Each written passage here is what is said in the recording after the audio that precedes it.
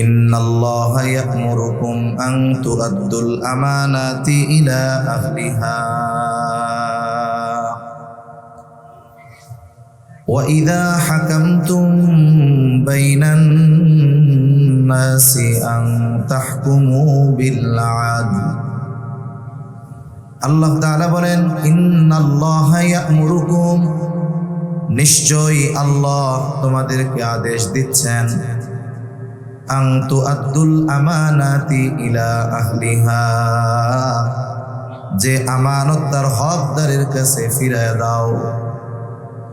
2 নম্বর আল্লাহ তাআলা বলেন, ওয়া ইযা হাকামতুম বাইনান নাসি আন তাহকুমু বিল আদল, তোমরা যখন মানুষের মধ্যে বিচার আচার করবা, ন্যায় বিচার করবা।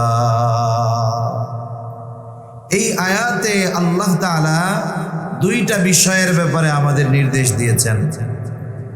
ইমাম শাফিঈ রাহমাতুল্লাহি আলাইহি বলেন, এই 2টা গুণ তথা আমানতদারিতা আর ন্যায়পরায়ণতা এমন 2টা গুণ, যদি এই 2টা গুণ কোনো ব্যক্তি অর্জন করে, বলে সে সৌভাগ্যবান হয়ে যায়।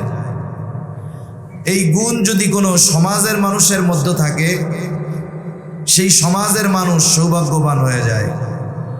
এই 2টা গুণ যদি কোনো জাতির মধ্যে থাকে, তারা সৌভাগ্যবান জাতিতে পরিণত হয়ে যায়। এই 2টা গুণ যদি কোনো দেশের মানুষের মধ্যে থাকে, রাষ্ট্র পরিচালকদের মধ্যে থাকে, তাহলে ওই দেশের মানুষ বড় সৌভাগ্যবান মানুষ হয়ে যায়। কিন্তু আফসোসের ব্যাপার, ব্যক্তি থেকে নিয়ে রাষ্ট্র পর্যন্ত, ক্ষুদ্র ব্যক্তি থেকে সর্বোচ্চ দেশের সম্মানিত ব্যক্তি পর্যন্ত এই 2টা জিনিসের বড়ই অভাব। এই জন্য আমাদের ভাগ্যরও আর পরিবর্তন হচ্ছে না। যদিও এই আয়াতে দায়িত্বকে আমানত বলে অভিহিত করা হয়েছে, কিন্তু মুফাসসিরিনে কেরাম বলেন, এখানে সব ধরনের আমানতদারিতা অর্জনের নির্দেশ আল্লাহ তাআলা দিয়েছেন, আমানতদার হওয়ার নির্দেশ দিয়েছেন। রাসূল আকরাম সাল্লাল্লাহু আলাইহি ওয়াসাল্লাম আমানতদারিতার ব্যাপারে সর্বোচ্চ গুরুত্ব দিয়েছেন। একজন প্রকৃত মুমিন সে কখনো খেয়ানতকারী হতে পারে না, আর যে খেয়ানতকারী সে কখনো প্রকৃত মুমিন হতে পারে না। কারণ খেয়ানত করা এটা হলো মুনাফিকের স্বভাব, আর আমানতের হেফাজত করা এটা হলো মুমিনের ভূষণ। রাসূলুল্লাহ সাল্লাল্লাহু আলাইহি ওয়াসাল্লাম মুনাফিকের যে আলামতগুলোর কথা বর্ণনা করেছেন, আলামতগুলোর মধ্যে অন্যতম একটি আলামত হলো ইযা তুমিনা খানা। মুনাফিকের অন্যতম আলামত, মুনাফিক আমানতের খেয়ানত করে। আর মুমিন সে জীবন দিয়ে হলেও আমানতের হেফাজত করে। এই জন্য রাসূলুল্লাহ সাল্লাল্লাহু আলাইহি ওয়াসাল্লাম আমানতদারিতাকে ঈমানের সাথে সম্পৃক্ত করেছেন। কিছু গুণ আছে যেগুলো অর্জন করলে ব্যক্তির ব্যক্তিত্ব শুধু বাড়ে, কিন্তু আমানতদারিতা এমন এক গুণ, এটা অর্জন করলে শুধু ব্যক্তিত্ব আর সম্মান বাড়ে এমনটা নয়, বরং আমানতদারিতা অর্জনের মাধ্যমে একজন ব্যক্তি পরিপূর্ণ ঈমানদার হতে পারে।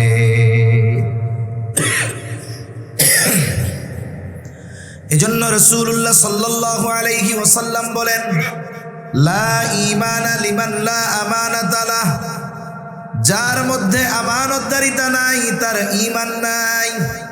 তার মানে আমানতদারিতার সম্পৃক্ততা সাধারণ গুণ অর্জনের সাথে সম্পৃক্ত নয়, বরং আমানতদারিতার সম্পৃক্ততা ঈমানের সাথে। এই জন্য প্রত্যেকটা ঈমানদারকে পরিপূর্ণ আমানতদার হওয়ার দরকার আছে না? না, আমাদের প্রত্যেককে পরিপূর্ণ আমানতদার হওয়া দরকার। কোন কোন ক্ষেত্রে আমানতদারিতা অর্জন করতে হবে? অনেকগুলো বিষয় আছে, কয়েকটা বিষয় আমরা একটু মুযাকারা করি। 1 নম্বরে আমানতদারিতা অর্জন হবে লেনদেনের মধ্যে। লেনদেন আদান প্রদানের মধ্যে আমানতদারিতা অর্জন করতে হবে। যদি কারো কোনো আমানত আমার আপনার কাছে গচ্ছিত থাকে, রক্ষিত থাকে, যদি হকদার সেটা ভুলেও যায়, অথবা হকদার যদি মরেও যায়, হকদার যদি ভুলে যায়, তাহলে নিজ দায়িত্বে হকদারের কাছে তার এই হক আমানতের বস্তু পৌঁছায়া দিতে হবে। যদি হকদার মারা যায়, তার যে ওয়ারিশরা আছে তাদের কাছে এগুলো পৌঁছিয়ে দিতে হবে। এক কথায় আমার আপনার জীবনটাকে এমনভাবে গঠন করা দরকার, আমি দুনিয়া থেকে যাবার পর কেউ যেন এই কথা না বলতে পারে যে ওই লোকটার কাছে আমার এই জিনিস পাওনা আছে।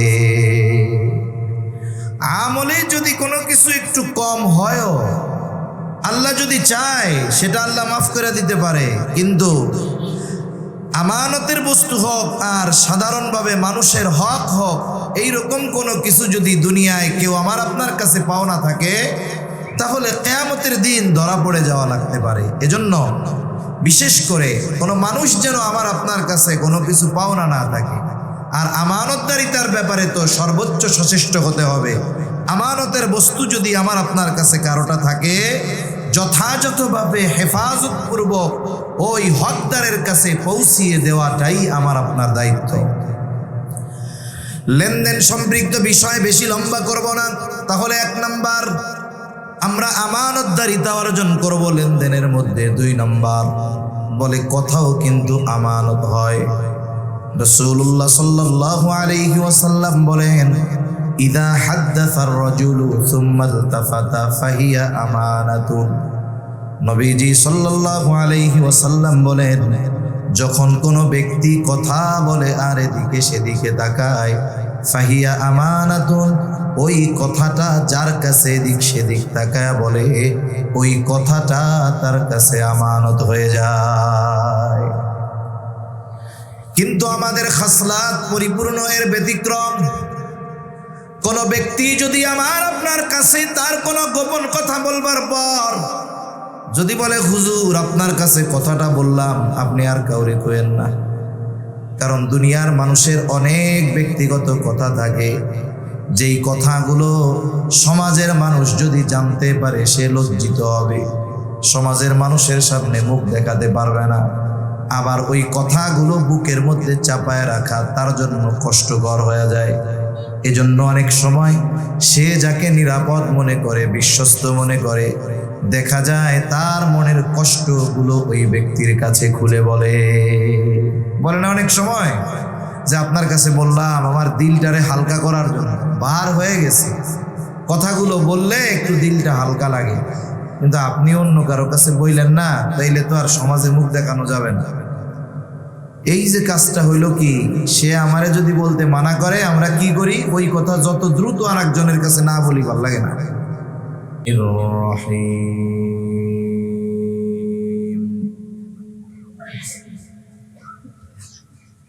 ইন্নাল্লাহা ইয়া'মুরুকুম আন তু'আদ্দুল আমানাতি ইলা আহলিহা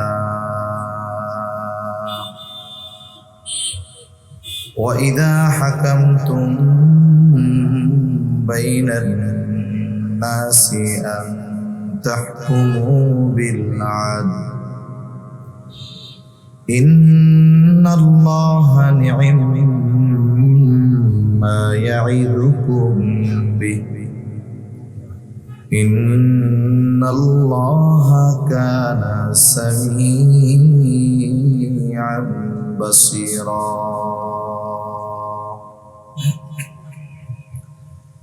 وقال رسول الله صلى الله عليه وسلم لا إيمان لمن لا أمانة له أو كما قال النبي صلى الله عليه وسلم صدق الله العلي العظيم وصدق رسوله النبي الكريم ونحن على ذلك لمن الشاهدين والشاكرين والحمد لله رب العالمين.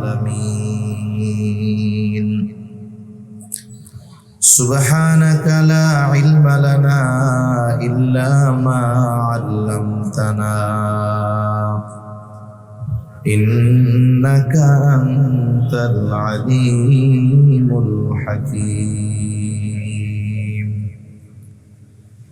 আল্লাহুম্মা সাল্লি আলা মুহাম্মাদিন ওয়া আলা আলি মুহাম্মাদ কামা সাল্লাইতা আলা ইব্রাহিম ওয়া আলা আলি ইব্রাহিম ইন্নাকা হামিদুম মাজিদ।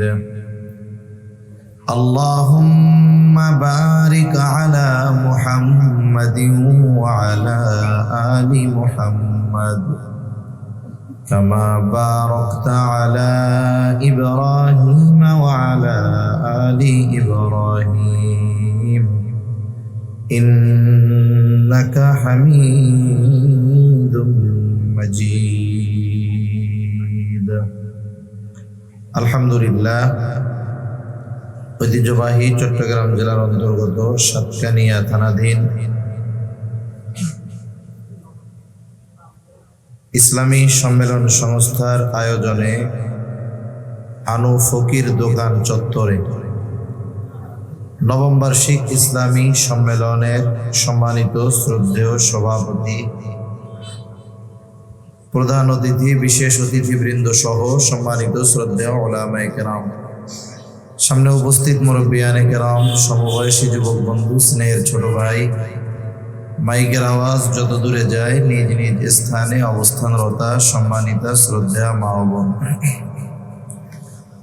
আল্লাহ তাআলার দরবারে অগণিত শুকর যে মহান মালিক হায়াতে বরকত দিয়ে সুস্থ রেখে প্রতিকূল আবহাওয়ার মধ্যেও কিছু দ্বীনি কথা মুযাকারা করার সুযোগ আমাদের দান করেছেন। যে মহান মনিব আমাদের এই সুযোগ দান করেছেন, সে মহান মনিবকে খুশি করার জন্য মহব্বতের সাথে কালিমাতুশ শুকর পাঠ করি, আলহামদুলিল্লাহ।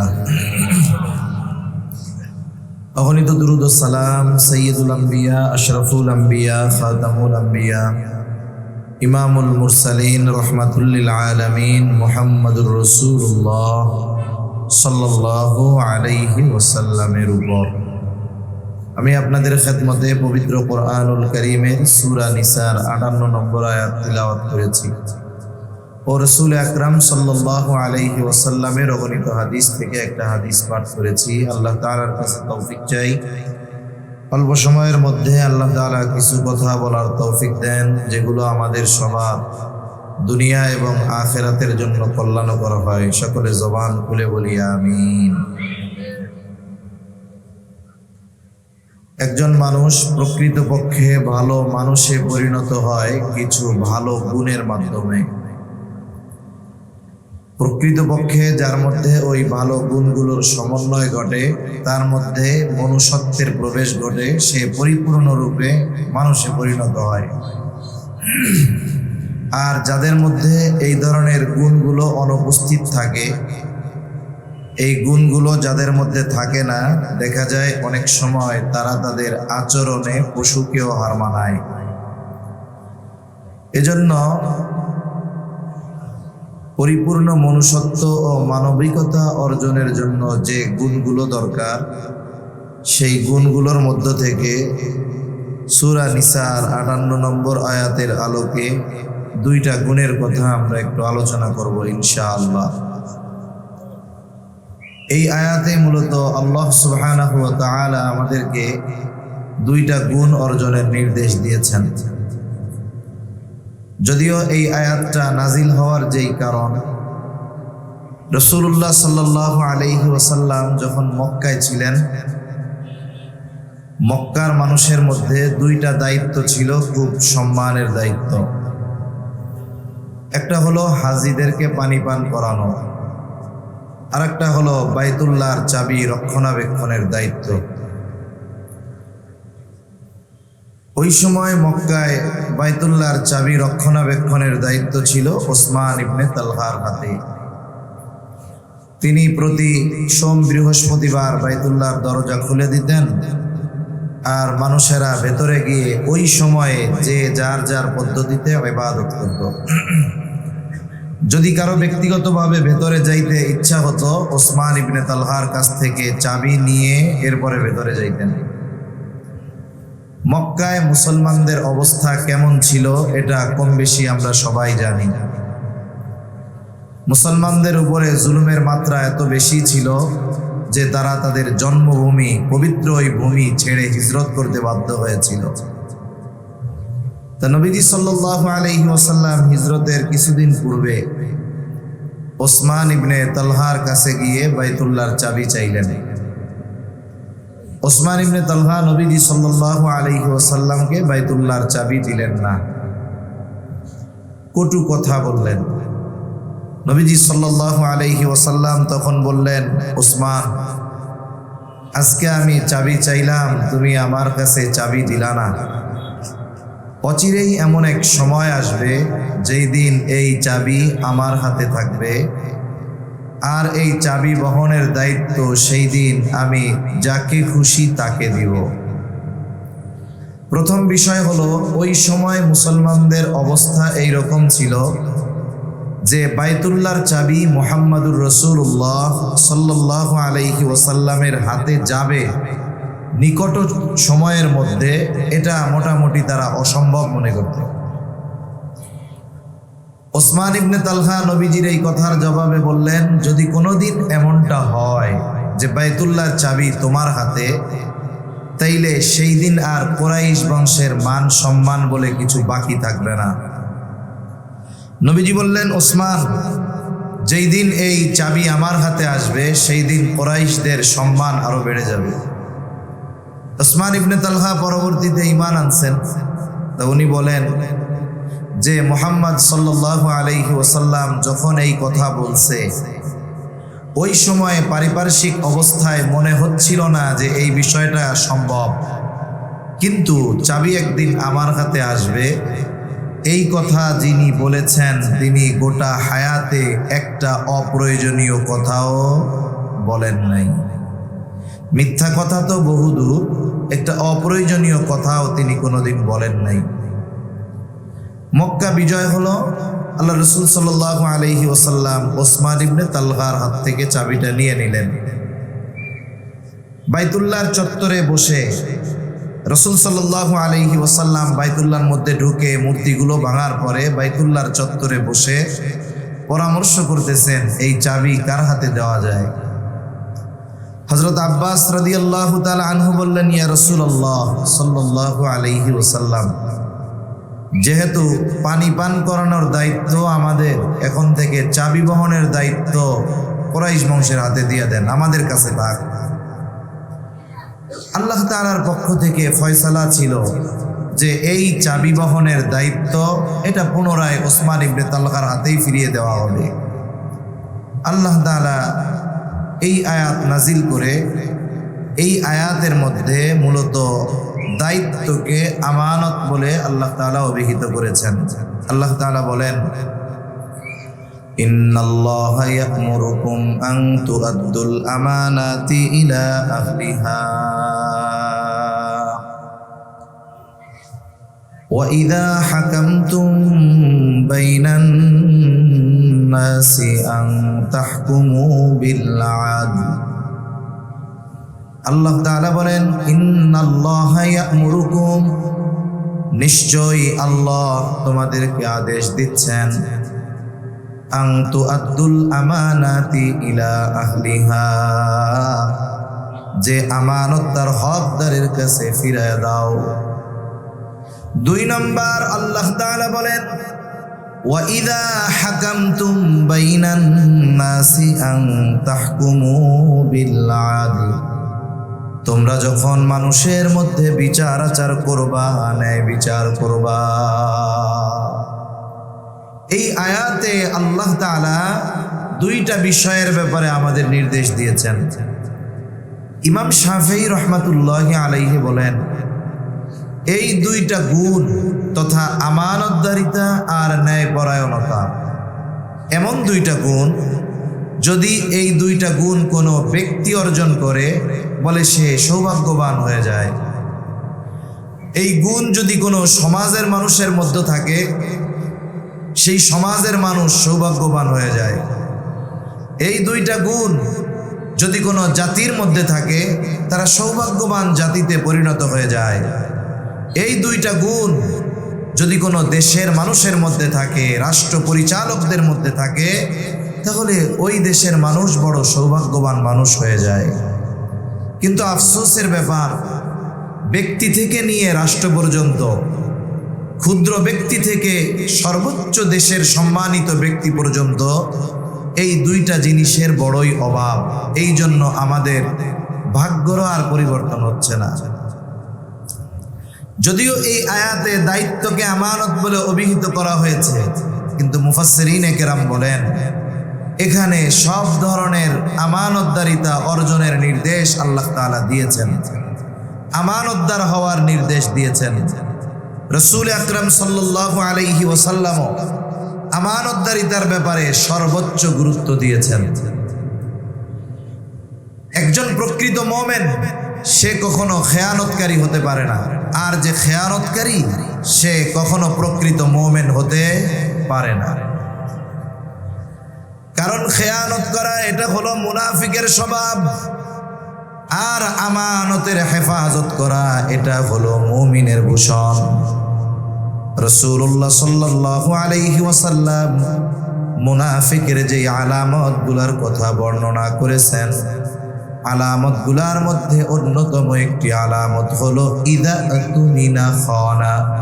মুনাফিকের অন্যতম আলামত, মুনাফিক আমানতের খেয়ানত করে। আর মুমিন সে জীবন দিয়ে হলেও আমানতের হেফাজত করে। এই জন্য রাসূলুল্লাহ সাল্লাল্লাহু আলাইহি ওয়াসাল্লাম আমানতদারিতাকে ঈমানের সাথে সম্পৃক্ত করেছেন।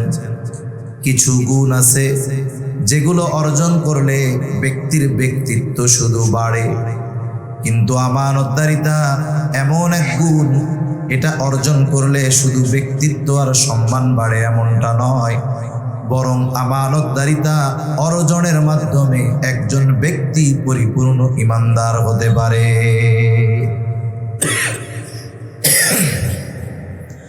এজন্য রাসূলুল্লাহ সাল্লাল্লাহু আলাইহি ওয়াসাল্লাম বলেন, লা ঈমানা লিমান লা আমানাতা লাহ। যার মধ্যে আমানতদারিতা নাই তার ঈমান নাই। তার মানে আমানতদারিতার সম্পৃক্ততা সাধারণ গুণ অর্জনের সাথে সম্পৃক্ত নয়, বরং আমানতদারিতার সম্পৃক্ততা ঈমানের সাথে। এই জন্য প্রত্যেকটা ঈমানদারকে পরিপূর্ণ আমানতদার হওয়ার দরকার আছে না? না, আমাদের প্রত্যেককে পরিপূর্ণ আমানতদার হওয়া দরকার। কোন কোন ক্ষেত্রে আমানতদারিতা অর্জন করতে হবে? অনেকগুলো বিষয় আছে, কয়েকটা বিষয় আমরা একটু উদাহরণ করি। এক নম্বরে আমানতদারিতা অর্জন হবে লেনদেনের মধ্যে। লেনদেন আদান প্রদানের মধ্যে আমানতদারিতা অর্জন করতে হবে।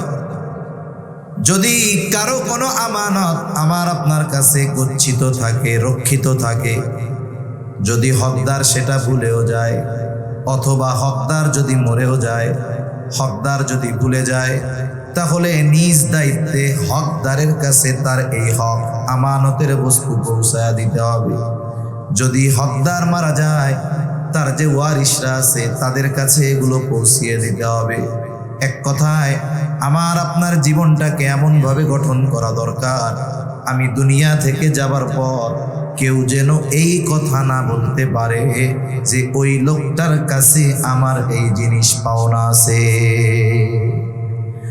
আমলে যদি কোনো কিছু একটু কম হয়ও, আল্লাহ যদি চায় সেটা আল্লাহ মাফ করে দিতে পারে, কিন্তু আমানতের বস্তু হোক আর সাধারণভাবে মানুষের হক হোক, এইরকম কোনো কিছু যদি দুনিয়ায় কেউ আমার আপনার কাছে পাওনা থাকে, তাহলে কিয়ামতের দিন ধরা পড়ে যাওয়া লাগতে পারে। এজন্য বিশেষ করে কোনো মানুষ যেন আমার আপনার কাছে কোনো কিছু পাওনা না থাকে।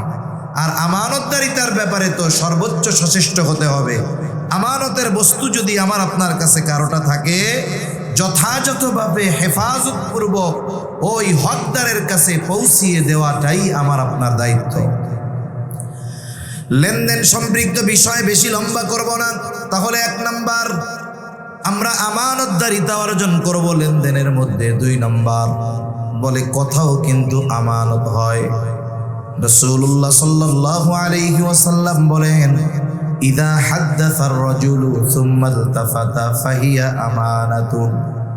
নবীজি সাল্লাল্লাহু আলাইহি ওয়াসাল্লাম বলেন, যখন কোনো ব্যক্তি কথা বলে আর এদিকে সেদিকে তাকায়, ফাহিয়া আমানাতুন, ওই কথাটা যার কাছে এদিক সেদিক তাকায় বলে, ওই কথাটা তার কাছে আমানত হয়ে যায়।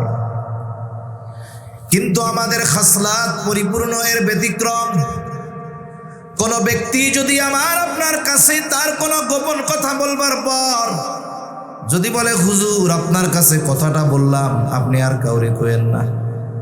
কারণ দুনিয়ার মানুষের অনেক ব্যক্তিগত কথা থাকে, যেই কথাগুলো সমাজের মানুষ যদি জানতে পারে সে লজ্জিত হবে, সমাজের মানুষের সামনে মুখ দেখাতে পারবে না। আবার ওই কথাগুলো বুকের মধ্যে চাপায় রাখা তার জন্য কষ্টকর হয়ে যায়।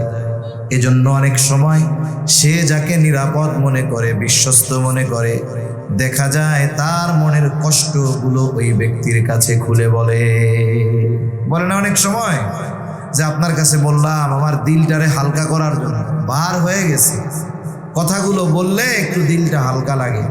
কিন্তু আপনি অন্য কারো কাছে বললেন না, তাইলে তো আর সমাজে মুখ দেখানো যাবে না। এই যে কাজটা হইল কি, সে আমারে যদি বলতে মানা করে, আমরা কি করি, ওই কথা যত দ্রুত আর একজনের কাছে না বলি, ভাল লাগে না। আমারে বইলা গেল, ভাই কারো কাছে বইলেন না, আপনার কাছে শুধু বললাম। অবস্থা হলো এখন আর ওই কথা হজম হয় না। সে আমার চোখের আড়াল হওয়ার আগে আর একজনকে ডাক দিয়ে আমি বলি, ওই লোকটারে চিনো? বলে, হ্যাঁ চিনি। সমাজের মানুষ অনেক সম্মান করে। আরে মিয়া, যত করা করুক, আমি ওনার ব্যাপারে যা জানি কেউ জানে না। আমাকে খুব বিশ্বাস করে, আমার কাছে তার পারিবারিক বিষয়ের খুব গোপন কথা বলছে, কারো কাছে বলতে মানা করছে। তবে আমিও তোমারে খুব বিশ্বাস করি, তোমার কাছে কইলাম তুমি কাউরে কইও না। এরকম বলে না? আপনাদের ভাষায় কি বলবে? ওটা আই তোরে করদি, তুই কারো কাছে নো হইস, এরকম বলবে না? এখন বিষয় হলো, আমাকেও তো বলছিল কারো কাছে বলেন না, আমি তো আর একজনের কাছে বললাম। ও করবে কি, ও আর একজনে বলবে। হুজুর মিথ্যা কথা কয় না? বেটা, হুজুর মিথ্যা কথা কয় নাকি? সত্যবাদী অনেক। অমুকের ব্যাপারে হুজুর আমার এই কথা বলছে, কারো কাছে বলতে মানা করছে। দোস্ত আমি তোমারে কই, তুমি কাউরে কইও না। এইভাবে সকালবেলার কথা দুপুর হতে হতে যেই কথা কারো কাছে বলা মানা ছিল, 100 জনের কাছে পৌঁছায় গেছে। যে যারে বলে শুধু বলে, তোমারে বললাম তুমি কাউরে বইলো না। এখন বলেন তো, যেই কথাটা কারো কাছে বলতে মানা ছিল, যখন এই কথা 100 জনের কাছে পৌঁছায় গেল, বলেন তো খেয়ানতের পরিমাণ একটা আছে নাকি 100 হয়ে গেছে? এই যে 100 জনের কাছে কথা যে পৌঁছাইলো, এর জন্য দায়ী কে? বলে প্রথম যে কথাটা খেয়ানত করেছে সে হলো দায়ী। আর হাদিসের মধ্যে আসছে, নবীজি সাল্লাল্লাহু আলাইহি ওয়াসাল্লাম বলেন, যখন কারো দ্বারা কোনো ভালো কাজের সূচনা হয়, ওই ভালো কাজ যতজন করে যত পরিমাণ সওয়াব হয়, যার দ্বারা ওই ভালো কাজের সূচনা হয়েছে সবার সওয়াবের সমপরিমাণ সওয়াব সে পেয়ে যায়। সুবহানাল্লাহ। কিন্তু যারা পরে করছে তাদের সওয়াব কমে না। অনুরূপভাবে যখন কারো দ্বারা কোনো মন্দ কাজের সূচনা হয়, ওই মন্দ কাজ যতজন করে সকলের সমপরিমাণ গুনাহ প্রথম যে মন্দ কাজ করেছে তার আমল নামায় যোগ হয়ে যায়। আদম আলাইহিস সালামের হত্যাকারী সন্তান, যার মাধ্যমে এই পৃথিবীতে সর্বপ্রথম অন্যায়ভাবে হত্যাকাণ্ড সংগঠিত হয়েছে, কিয়ামত পর্যন্ত যত অন্যায় হত্যাকাণ্ড হবে সব হত্যাকাণ্ডের সমপরিমাণ গুনাহ তার আমলনামায় যোগ হবে। এই জন্য যে কোনো বিষয়ে এগুলো খেয়াল রাখা দরকার। আমার দ্বারা যদি কোনো খেয়ানতের শুরু হয়, আমার দ্বারা যদি কোনো পাপের শুরু হয়, আমার পরে যতজন সেটা করবে সবার সমপরিমাণ গুনাহ প্রথম যার দ্বারা শুরু হলো তার আমলনামায় যোগ হয়ে যাবে। আবার অনেক সময় হয় যখন বন্ধুত্ব থাকে, সম্পর্ক ভালো থাকে, তখন অনেক কিছু গোপন করে। কিন্তু যদি কোনো কারণে বন্ধুত্ব নষ্ট হয়ে যায়, দুইজনে বিভক্ত হয়ে যায়, তখন এই গোপন কথাগুলোকে অস্ত্র বানায় বা গোপন বিষয়কে অস্ত্র বানায়। কি বলে? বেশি কথা বইল না, তোমার ব্যাপারে কিন্তু জানা আছে, কইলে কিন্তু সব কইয়া দিমু। বলে কি বলে না? আপনার বন্ধু ছিল, আপনি তার কথার আমানতগুলো হেফাজত করেছেন, এখন শত্রু হয়ে গেছে, বিপক্ষে চলে গেছে, এই জন্য আমানতের খেয়ানত করা যাবে? রহমতের নবী, আমার আপনার নবী মুহাম্মাদুর রাসূলুল্লাহ সাল্লাল্লাহু আলাইহি ওয়াসাল্লাম শত্রুর আমানতের হেফাজত করেছেন। রাসূল আকরাম সাল্লাল্লাহু আলাইহি ওয়াসাল্লামের সিরাত অনেক অমুসলিমেরাও লেখছে। একজন অমুসলিম এই ভারতীয় উপমহাদেশে সফর করতে আসছিলেন ইংরেজদের শাসন আমলে। মুসলমানদের মধ্যে উনি অনেক পর্যবেক্ষণ করেছেন। এরপরে আমাদের নবীর ব্যাপারে তিনি জানতে আগ্রহী হয়েছেন। এরপরে উনি ওনার ভাষায় একটা নবীজির সিরাত লিখছে। নবীজির গুণাবলীগুলো উল্লেখ করতে গিয়ে উনি আমানতদারিতার গুণের কথা উল্লেখ করেছেন। তিনি বলতেছেন যে মুহাম্মদ সাল্লাল্লাহু আলাইহি ওয়াসাল্লাম নবুয়তির বহু আগে তার সম্প্রদায় এবং আরবের মানুষের কাছে আল আমিন হিসাবে ভূষিত হয়েছেন। এই জন্য আরবের মানুষ তার প্রতি এত আস্থা ছিল, তার আমানতদারিতার প্রতি আরবের মানুষের এত আস্থা ছিল, বলে তার ঘোর দুশ্মন নিশ্চিন্ত মনে তার সবচাইতে দামি সম্পদ তার কাছে আমানত রাখত। যে নবীর বিরোধিতা করতেছে, নবীকে আঘাত করতেছে, ওর সম্পদও নবীর কাছে আছে। ও জানে যে আমি তার বিরোধিতা যতই করি না কেন, এই বিরোধিতার কারণে সে কখনো খেয়ানত করবে না। এমন আমানতদার ছিলেন। রাসূলুল্লাহ সাল্লাল্লাহু আলাইহি ওয়াসাল্লাম যখন মক্কা থেকে মদিনায় হিজরত করবেন, ইতিমধ্যে কাফেররা মোটামুটি বুঝতে পেরেছে যে মুহাম্মাদুর রাসূলুল্লাহ সাল্লাল্লাহু আলাইহি ওয়াসাল্লাম মক্কা ত্যাগ করে মদিনার দিকে হিজরত করবে। তারা চিন্তা করতেছে শত্রু তো হাতছাড়া হয়ে গেল, এদেশ ছেড়ে মদিনায় গিয়ে তাকে শক্তিশালী হওয়ার সুযোগ দেওয়া যাবে না। এই জন্য পথের কাটা ক্লিয়ার করে ফেলতে হবে। সব গোত্রের সলা পরামর্শ হলো, সর্বশেষ সিদ্ধান্ত প্রত্যেক গোত্র থেকে এক একজন নওজোয়ান, সশস্ত্র নওজোয়ান উপস্থিত হবে এবং আজ রাতেই আমার আপনার নবীকে দুনিয়া থেকে চিরতরে বিদায় করে দিতে হবে। এই ষড়যন্ত্র, এই সিদ্ধান্ত হলো। আর আল্লাহ তাআলাও জানিয়ে দিলেন, পয়গম্বর আজ রাতেই আপনার মদিনার সফর শুরু হবে। নবীজি ঘরের মধ্যে অবস্থান করতেছেন, সাথে হযরত আলী রাদিয়াল্লাহু তাআলা। কাফেররা সশস্ত্র অবস্থায় নবীজির ঘরের চারদিক ঘিরে রাখছে। বলেন তো, কাফেররা যে নবীজিকে হত্যা করার উদ্দেশ্যে চতুর্দিকে ঘিরে রাখছে, এই খবর আল্লাহ তাআলা আমার আপনার নবীজিকে জানাইছেন কি জানান না? নবীজি জানে যে চারদিক দিয়ে ঘিরে রাখছে। নবীজির বাড়ি কি মোটা ইটের গাঁথুনিওয়ালা দেওয়াল ছিল? না। এরপরেও নবীজি ওই জায়গায় হযরত আলী রাদিয়াল্লাহু তাআলা আনহুকে নিজের বিছানায় রেখে গেছেন। কেন? কারণ নবীজি যখন সফর শুরু করবে তখনও নবীজির কাছে কাফেরদের রাখা কিছু আমানত ছিল। কাদের আমানত? বলে যারা হত্যা করার জন্য চারদিকে তরবারি নিয়ে অপেক্ষা করতেছে, তাদের আমানত।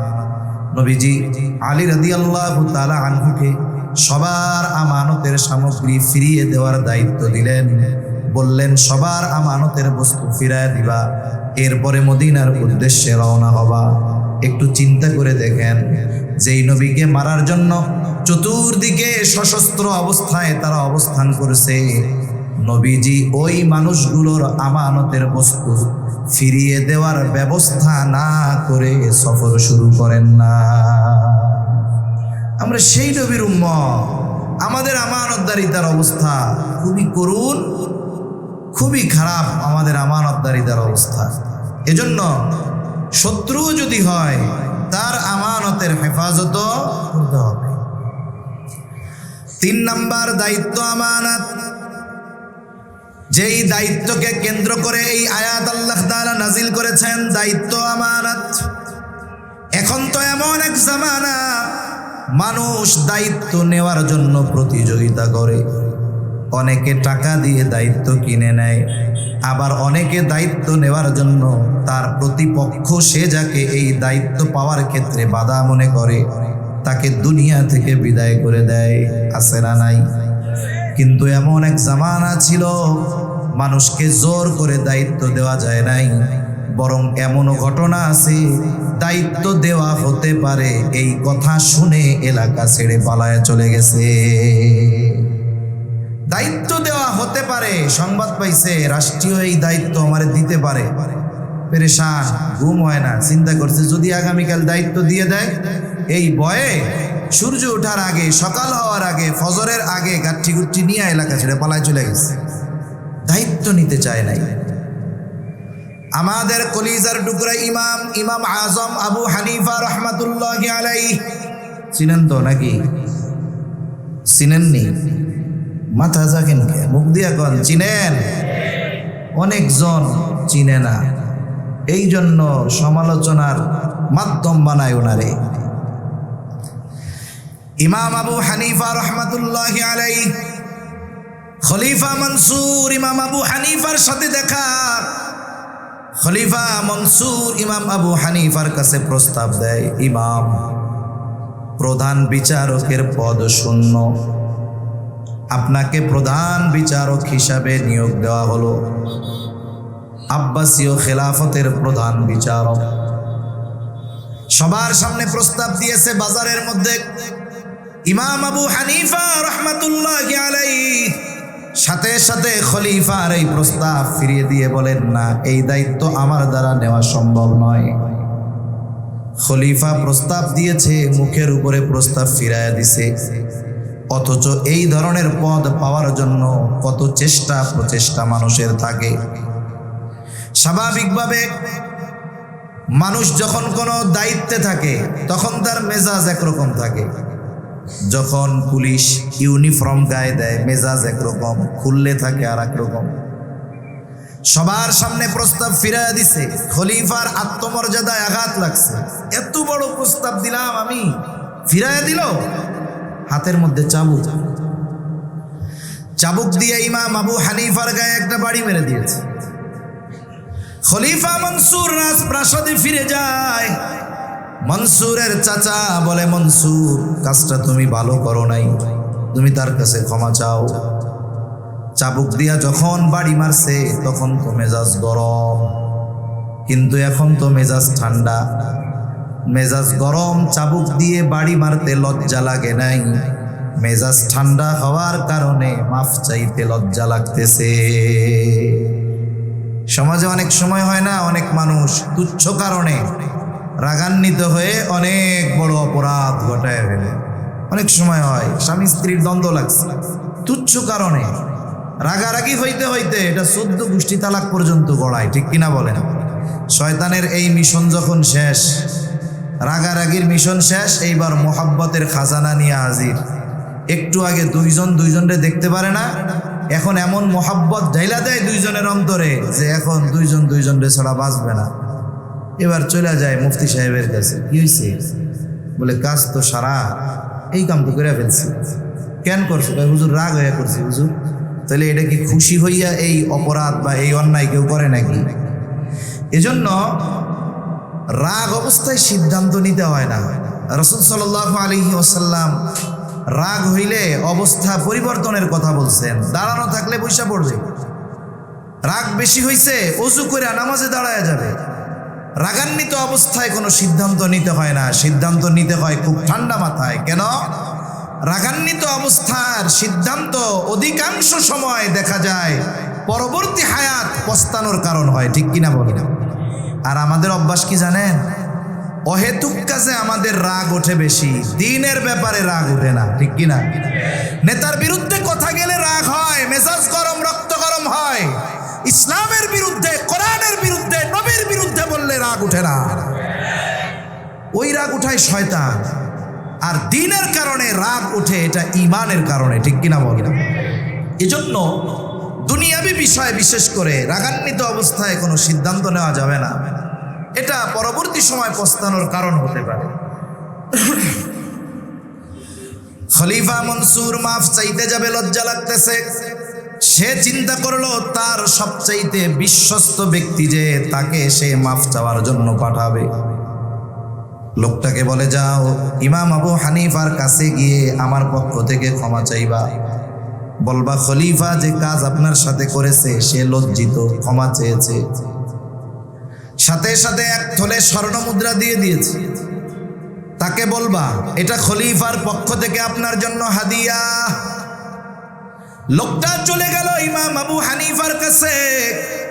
যাবার পরে বলে, ইমাম, খলিফা তার আচরণের কারণে লজ্জিত, ব্যথিত, আপনার কাছে ক্ষমা চেয়েছে, আপনি ক্ষমা করে দেন। ইমাম আবু হানিফা রহমাতুল্লাহি আলাইহি নববী গুণে গুণান্বিত মানুষ, যখন বলছে ক্ষমা চেয়েছে, ক্ষমা করে দেন, উনি বলেন হ্যাঁ মাফ করে দিলাম।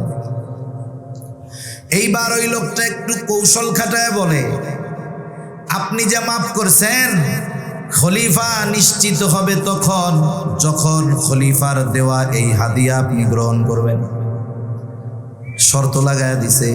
ইমাম আবু হানিফা বলে, অসুবিধা নাই, এটা ফেরত নিয়ে যাও, আমি তারে মাফ করে দিছি। লোকটা পিড়াপিড়ি করে, জোরাজুরি করে। ইমাম আবু হানিফা রহমাতুল্লাহি আলাইহি তাকে জিজ্ঞাসা করে, তোমার খলিফা এক থলে স্বর্ণ মুদ্রা আমাকে হাদিয়া দিল, এটা পাইল কোথায়? এটা কি ওনার ব্যক্তিগত সম্পদ নাকি? লোকটা বলে, উনি এত সম্পদ ব্যক্তিগত পাবে কোথায়? বলে, এটা রাষ্ট্রীয় সম্পদ থেকে দিয়েছে। ইমাম আবু হানিফা বলে, যাও ফিরায় নিয়ে যাও, এটা নেওয়া যাবে না। এইবার কয়, আপনি রাখেন, রাইখা আপনি ব্যবহার না করেন, আপনি এটা মানুষকে দান সদকা করে দিয়েন। ইমাম আবু হানিফা এবার কঠোর হয়ে গেলেন, বললেন, এটা ফেরত নিয়ে যাও। আর তোমার খলিফাকে বলবা তাকে এই দায়িত্ব পালনের জন্য প্রতি মাসে সম্মানী দেওয়া হয়, ওই যেই পরিমাণ ভাতা সম্মানী তার জন্য বরাদ্দ, বলে এর বাইরে একটা পয়সা, একটা টাকা ব্যক্তিগত কাজে ব্যবহার করার কোনো সুযোগ নাই, কারণ এই দায়িত্ব তার কাছে আমানত, এই সম্পদের হেফাজত করা তার কাছে আমানত। এইবার ওই লোকটা খলিফার কাছে চলে গেছে। কিছু লোক আছে যে তারা ছোট বিষয়কে মিথ্যার প্রলেপ দিয়ে এত সুন্দর করে উপস্থাপন করে যে মানুষ মিথ্যা জানার পরেও তার কথায় প্রভাবান্বিত হয়। আমরাও ছোটবেলায় যখন মাদ্রাসায় পড়তাম, মাঝে মধ্যে গুলিস্তান যাইতাম।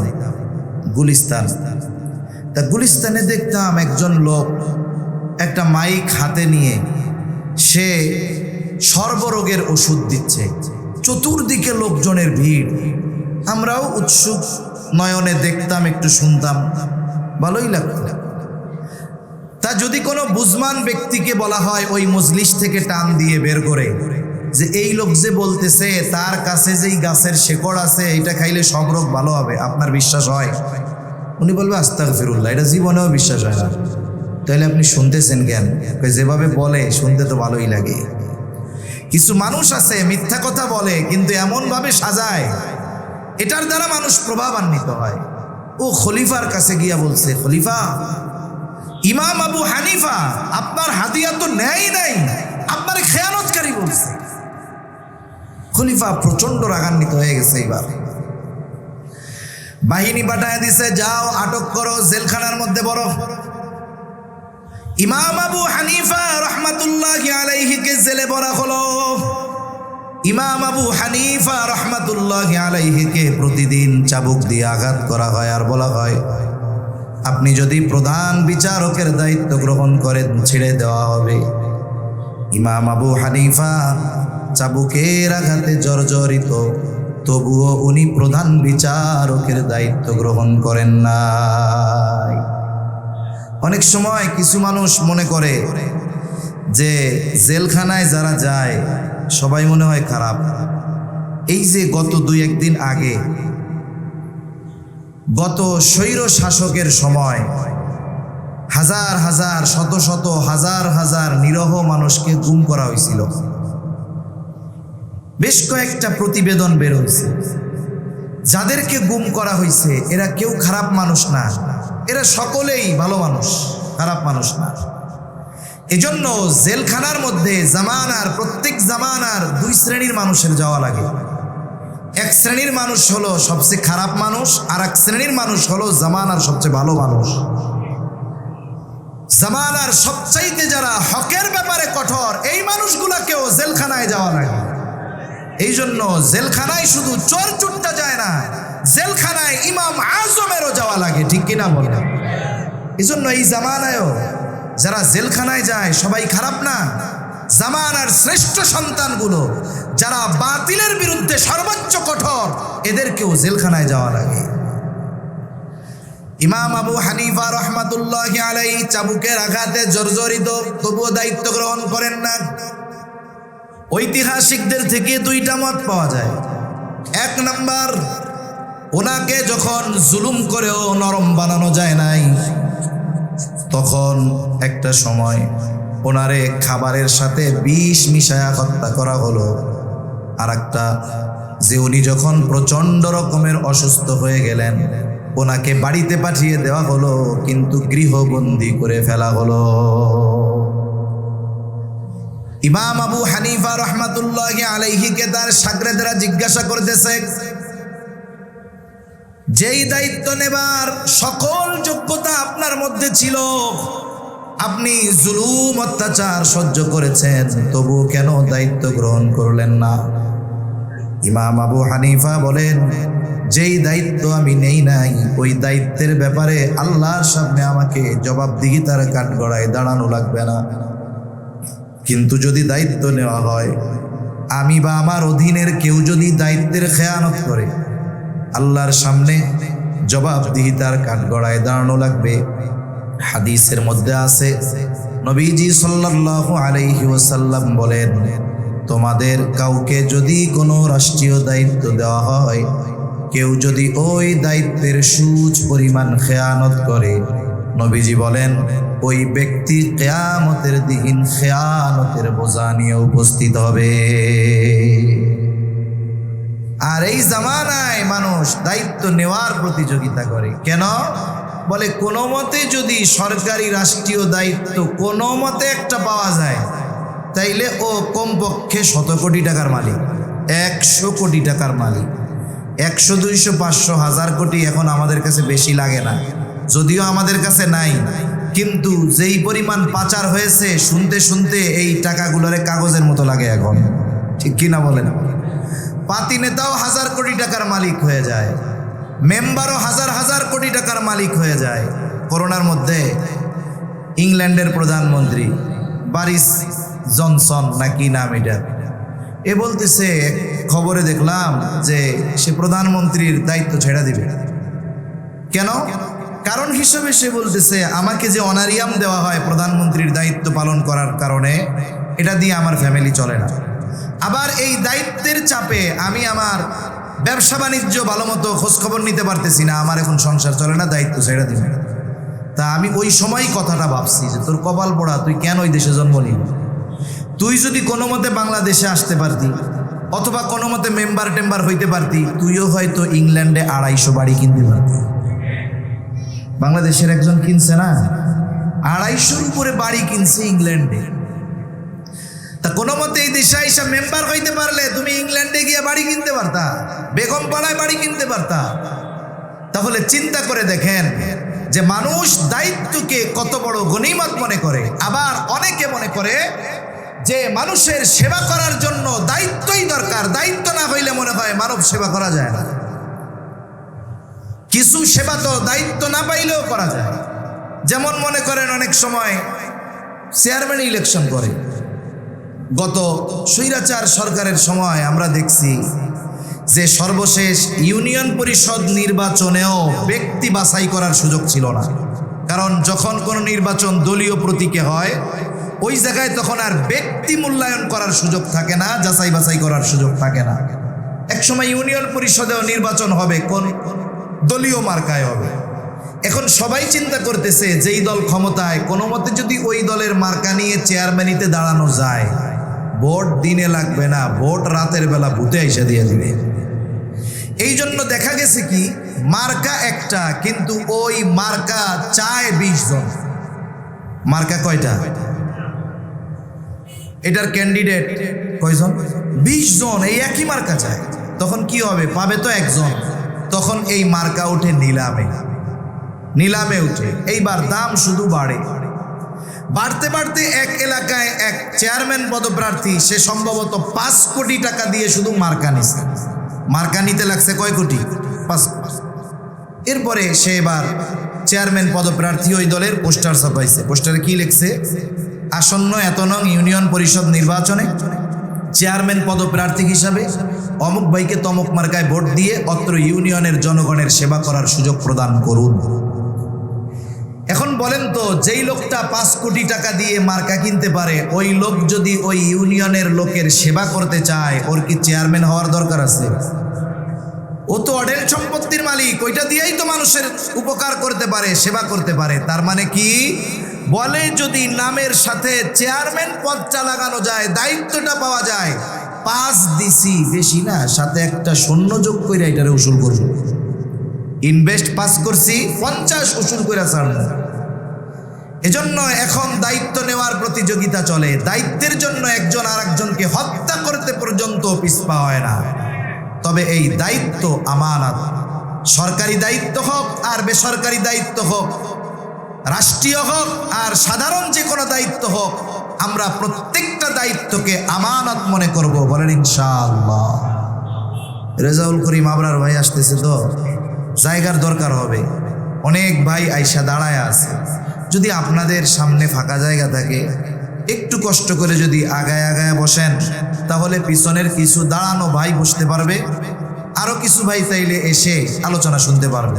একটু মেহরবানি করে কথা না বলে যার সামনে ফাঁকা আছে একটু আগায় আগায় বসে। তাহলে দায়িত্ব আমানত। 4 নম্বর, শরীয়তের বিধিবিধান আমানত। আল্লাহ তাআলা কোরআনুল কারীমের মধ্যে বলেন, ইন্না আরাদনাল আমানাতা আলাস সামাওয়াতি ওয়াল আরদি ওয়াল জিবাল ফাআবাইনা আন ইয়াহমিলনাহা ওয়া আশফাকনা মিনহা ওয়া হামালাহাল ইনসান। আল্লাহ তাআলা বলেন, আমি এই আমানত আসমানের কাছে, জমিনের কাছে, পর্বতের কাছে পেশ করলাম। তারা এই আমানত বহনে অস্বীকৃতি জ্ঞাপন করলো, ভীত সন্ত্রস্ত হয়ে গেল। ওয়া হামালাহাল ইনসান, মানুষ এই আমানত বহন করলো। বলে কি সেই আমানত? কেউ কেউ বলেন সেই আমানত হলো কোরআন, আবার কেউ বলেন সেই আমানত হলো শরীয়তের সকল বিধিবিধান। কথা একই, শরীয়তের সকল বিধিবিধান আমার আপনার কাছে আমানত। যদি করণীয়গুলো যদি কেউ না করে, বর্জনীয় বিষয়গুলো যদি কেউ বর্জন না করে, তাহলে খেয়ানত করা হয়। তাহলে 4 নম্বর, শরীয়তের বিধিবিধান আমানত। 5 নম্বর বলে সময়টাও আমানত। আমি যদি কোনো জায়গায় কোনো সময়ের ব্যাপারে ওয়াদাবদ্ধ থাকি, কেউ যদি কোথাও কোনো জব করে, চাকরি করে, যদি এমন শর্ত থাকে যে 8 ঘন্টা ডিউটি করতে হবে, দৈনিক এই 8 ঘন্টা সময় তার নয়, বরং এই 8 ঘন্টা সময় সে যার অধীনে চাকরি করতেছে, এই 8 ঘন্টা সময়ের হকদার সে। এই সময়গুলোর মধ্যে ফাঁকি দেওয়ার কোনো সুযোগ নাই। কোনো ব্যক্তি যদি ফাঁকি দেয়, এই সময়টাকে দায়িত্ব অবহেলা করে, অপচয় করে, নষ্ট করে, তাহলে নিঃসন্দেহে সে খেয়ানতকারী হবে। একজন বুজুর্গের ঘটনা শোনাই, অনেক আগের বুজুর্গ, তা নয়। মাজহার নানুতুবি রহমাতুল্লাহি আলাইহি, যার নামে মাজাহিরুল উলুম সাহারানপুর মাদ্রাসা, এই মাজহার নানুপুরি রহমাতুল্লাহি আলাইহি, নানুতুবি রহমাতুল্লাহি আলাইহি, উনি এক জায়গায় খেদমত করতেন। মাস শেষে ওজিফা নিতেন সময় হিসাব করে। যদি কখনো কোনো সময় ক্লাসের সময় নিজের কাছে ব্যয় করতেন, ওইটা লিখে রাখতেন। একদিন এক লোক ওনার কাছে আসছে, ক্লাসের সময় খুব জরুরি ব্যক্তিগত কথা বলতেই হবে। উনি ক্লাস বন্ধ করে ওই ব্যক্তির সাথে কথা বললেন। এরপরে নোটের মধ্যে লেখা রাখছেন অমুক দিন অমুক ক্লাসে এই কয় মিনিট সময় আমি আমার ব্যক্তিগত কাজে ব্যবহার করেছি। ওজিফা দেওয়া হলো অফিস থেকে, ওই সময় হিসাব করে যেই পরিমাণ অর্থ হয় ওটা উনি ফেরত দিয়ে দিলেন। অফিস থেকে জিজ্ঞাসা করা হয় এইটা কি বেশি গেছে নাকি? বলে না। ফেরত দিলেন তাইলে কেন? বলে অমুক দিন অমুক ক্লাসে এই কয় মিনিট সময় আমি আমার নিজের কাজে ব্যয় করেছিলাম, এই জন্য ওই সময়ের সমপরিমাণ ওজিফা আমার জন্য নেওয়া উচিত হবে না। এইরকম মানুষও এই দুনিয়া থেকে গেছে। তাই 5টা বিষয় আমরা খেয়াল রাখি, আশা করা যায় অন্যান্য বিষয়গুলো এগুলোর মাধ্যমে আমাদের মধ্যে চলে আসবে। তাহলে আল্লাহ তাআলার নির্দেশ, ইন্নাল্লাহা ইয়া'মুরুকুম আন তুআদ্দুল আমানাতি ইলা আহলিহা। আল্লাহ তাআলা বলেন, নিশ্চয় আল্লাহ তোমাদের আদেশ করতেছেন আমানত তার হকদারের কাছে ফিরিয়ে দাও। সামগ্রিক কথা হলো তোমরা আমানতদার হও। 2 নম্বর নির্দেশ, ওয়া ইযা হাকামতুম বাইনান নাসি আন তাহকুমু বিল আদল। আল্লাহ তাআলা বলেন, তোমরা যখন মানুষের মধ্যে বিচার আচার করবা, ন্যায় বিচার করবা, ন্যায় বিচার করবা। এখন প্রশ্ন হতে পারে, বিচার তো করবে জজ কোর্টের বিচারক, সুপ্রিম কোর্টের বিচারক, আমরা বিচার করব কোত্থেকে? দুনিয়ার মানুষ জীবনের কোনো না কোনো সময় বিচারকের ভূমিকায় অবতীর্ণ হতে হয়। বাবার 2 জন সন্তান, 2 সন্তানের মধ্যে দ্বন্দ্ব লাগছে। এখন এই দ্বন্দ্ব নিরসনে বিচারকের ভূমিকায় বাবা হয় কি হয় না বলেন?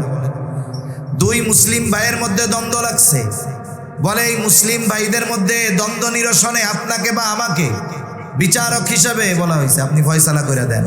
এখন আমি বিচারক, এক্ষেত্রে আমার এটা সুযোগ নাই যে আমার কাছের কোনো মানুষ, পরিচিত কোনো মানুষ যদি ওই বিচার প্রার্থী হয়, আমি তার সাথে সম্পর্কের কারণে বিচারে পক্ষপাতিত্ব করে তার পক্ষ অবলম্বন করব। অথবা এমন কোনো ব্যক্তি যদি হয় যার সাথে আমার সম্পর্ক নাই, যার প্রতি আমার বিদ্বেষ, এই কারণে আমি তার সাথে অবিচার করব, এটার সুযোগ ইসলাম কখনো রাখে না। বরং আল্লাহ তাআলা সুস্পষ্টভাবে জানিয়ে দিয়েছেন, কোন সম্প্রদায়ের প্রতি বিদ্বেষের কারণে তাদের উপরে অবিচার করা যাবে না। শত্রুও যদি ন্যায় বিচার চেতে আসে, শত্রুর ব্যাপারেও ন্যায় বিচার করতে হবে। হাজারো ঘটনা ইসলামে এমন আছে, ইয়াহুদি আর একজন সাহাবী নবীজির কাছে বিচার প্রার্থী হয়েছে। বিচারের ক্ষেত্রে সাক্ষ্য প্রমাণের মাধ্যমেই ফয়সালা দেওয়া হবে। ইয়াহুদি মিথ্যা সাক্ষী নিয়ে গেছে, কিন্তু প্রকৃত হকদার সাহাবী, তার কাছে সাক্ষ্য নাই। আল্লাহ রাসূল সাল্লাল্লাহু আলাইহি ওয়াসাল্লাম ইহুদির পক্ষে ফয়সালা দিয়ে দিয়েছেন। এই যে ইসলামে ন্যায় বিচারের যেই সৌন্দর্য, কিন্তু আফসোসের ব্যাপার জামানা এমন, ন্যায় বিচারও নাই, আবার ন্যায় বিচার করলে আমাদের মধ্যে মেনে নেওয়ার টেন্ডেন্সিও নাই। কেউ যদি একটু প্রভাব প্রতিপত্তিশালী হয়, একটু ক্ষমতাধর হয়, সে ন্যায় বিচার মানতে চায় না, বরং তার কথা হলো একটা, যা হয় হোক রায় আমার পক্ষে দিতে হবে। কিন্তু সোনালী যুগের মানুষ কেমন ছিল? সর্বোচ্চ ক্ষমতার অধিকারী হওয়ার পরেও ন্যায় বিচার মেনে নিচ্ছে। আবার নিজের পক্ষে রায় গেছে, বিপক্ষে রায় গেছে, এই জন্য বিচারকের উপরে চড়াও হয় নাই, কঠোরতা অবলম্বন করে নাই, বরং ন্যায় বিচার করার কারণে শক্তিশালী ক্ষমতাধর মানুষের বিপক্ষে রায় যাওয়ার পরেও ন্যায় বিচার করার কারণে তারে পুরস্কৃত করা হয়েছে।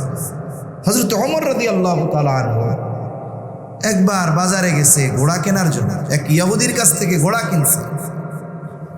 কেনার আগে সুন্দর মতো দেখা টাকা পরিশোধ করে ঘোড়া বুঝা নিয়ে উনি বাজারের বাইরে গেছে, ঘোড়ায় উঠবে। এইবার ঘোড়ায় যখন উঠতে গেছে বাজারের বাইরে, দেখে যে ঘোড়ার পায়ে সমস্যা, ঘোড়া ওনারে নিয়ে চলতে পারবে না। ঘোড়া নিয়ে আবার চলে আসছে ইহুদির কাছে যে তুমি আমারে কি ঘোড়া দিছো, ঘোড়া দিছো, এটা ফেরত নাও। ইহুদি বলে না, আপনাকে আমি ভালো ঘোড়া দিয়েছি, খলিফাতুল মুসলিমিন বলে, তুমি আমারে খারাপ ঘোড়া দিছো। দুজনের মধ্যে তর্ক লেগে গেছে। একটা বিষয় একটু খেয়াল করি, বলেন তো ইহুদি তর্ক করতেছে কার সাথে? বলে অর্ধ জাহানের শাসক খলিফাতুল মুসলিমিনের সাথে। তর্ক করতেছে কে? একজন ইহুদি। কার সাথে? বলে খলিফাতুল মুসলিমিনের সাথে তর্ক করতেছে। এই জামানায় একটা সময় তো মনে হয় এমন গেছে, কেউ যদি স্বপ্নে দেখতো, স্বপ্নে, আমরা সাধারণ মানুষ, আমরা যে কোনো স্বপ্ন দেখতে পারি। আমরা স্বপ্নে কতবার রাজা বাদশা হয়ে যাই, তাতে কি আসলে কি হওয়া সম্ভব না? স্বপ্নে অনেক কিছু দেখতে পারি। কেউ যদি স্বপ্নে দেখতো যে সে ওই দেশের প্রধানমন্ত্রীর সাথে তর্ক করতেছে, স্বপ্নে কি দেখছে? তর্ক করতেছে। এখন ও চিন্তা করলো, এই কথাটা গিয়া আমাকে থানায় যাই একটু ওসি সাহেবরে কই। ওসি সাহেবরে যায় যদি বলতো যে ওসি সাহেব আজকে তো একটা স্বপ্নে দেখছি, জটিল স্বপ্ন। কি স্বপ্ন? বলে প্রধানমন্ত্রীর সাথে আমি তর্ক করতেছি। আমার মনে হয় ওরে 15 দিনের রিমান্ডে দিত। যে বেটা, স্বপ্ন আর অন্য কিছু দেখতে পাও নাই না, প্রধানমন্ত্রীর সাথে তর্ক করা স্বপ্ন দেখছো? হ্যাঁ, তাহলে আমাদের জামানার অবস্থা কি? স্বপ্নেও যদি কেউ রাষ্ট্রপ্রধানের সাথে তর্ক করতে দেখে, এতেও তার জীবনের নিশ্চয়তা নাই। অথচ ইসলাম কত সুন্দর যে একজন অমুসলিম ইহুদি সে খলিফাতুল মুসলিমিনের সাথে একটা ঘোড়া কেনা বেচা নিয়ে তর্ক করতেছে। অনেকে বলে যে ইসলাম যদি আসে, শরঈ শাসন ব্যবস্থা যদি প্রতিষ্ঠিত হয়, এদেশে অমুসলিমরা থাকতে পারবে না। আরে বেটা, যদি এই দেশ সহ গোটা দুনিয়ায় ইসলাম প্রতিষ্ঠা হয়, তাহলে প্রত্যেকটা মানুষ পরিপূর্ণ অধিকার ফিরে পাবে। ঠিক কিনা বল? ইসলামই একমাত্র মানুষকে পরিপূর্ণ অধিকার নিশ্চিত করতে পারে মানুষের।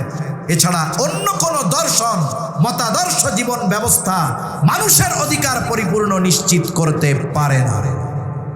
যার প্রমাণ খলিফার সাথে তর্ক করতেছে একজন ইহুদি। হযরত ওমর রাদিয়াল্লাহু তাআলা আনহু এবার তারে বলতেছে, তাইলে এক কাজ করো, তোমার আর আমার মধ্যে এই দ্বন্দ্ব নিরসনে তৃতীয় আর একজনকে ফয়সালাকারী হিসাবে সাব্যস্ত করো। ইহুদি নিজের ধর্মের কাউকে ফয়সালাকারী হিসাবে সাব্যস্ত করে নাই। আশেপাশে তাকায় দেখে, দেখা যায় সুরাইবকে। বলে খলিফাতুল মুসলিমিন, আমার আর আপনার মধ্যে এই দ্বন্দ্ব নিরসন করবে সুরাই। হযরত ওমর রাদিয়াল্লাহু তাআলা আনহু বলেন, ঠিক আছে। এইবার সুরাই বিচারকের প্রথম কাজ হলো বাদী এবং বিবাদী উভয়ের কথা সম গুরুত্ব সহকারে শোনা। নবীজি সাল্লাল্লাহু আলাইহি ওয়াসাল্লামও বলে দিয়েছেন, যিনি বিচারক হবেন, বাদী বিবাদী উভয়ের কথা সম গুরুত্ব দিয়ে শুনতে হবে এবং দুইজনের এই কথার পরিপ্রেক্ষিতে পরিপূর্ণভাবে নিরপেক্ষতার সাথে ফয়সালা প্রদান করতে হবে। উনি দুইজনের কথা শুনছেন। সর্বশেষ খলিফাতুল মুসলিমিনকে বলতেছেন, আপনি কি চান? আপনার চাওয়া কি? হযরত ওমর রাদিয়াল্লাহু তাআলা আনহু বলেন, সে এই ঘোড়া ফেরত নিবে, এটা হলো আমার চাওয়া। সুরাই এবার জিজ্ঞাসা করে, খলিফাতুল মুসলিমিন, আপনি যখন তার থেকে ঘোড়া বুঝে নিয়েছিলেন তখন কেমন নিছেন? কয়, ভালোই তো নিছি, দেখে টেখে নিয়েছি, কোনো সমস্যা ছিল না। ঘোড়ার সমস্যা পরিলক্ষিত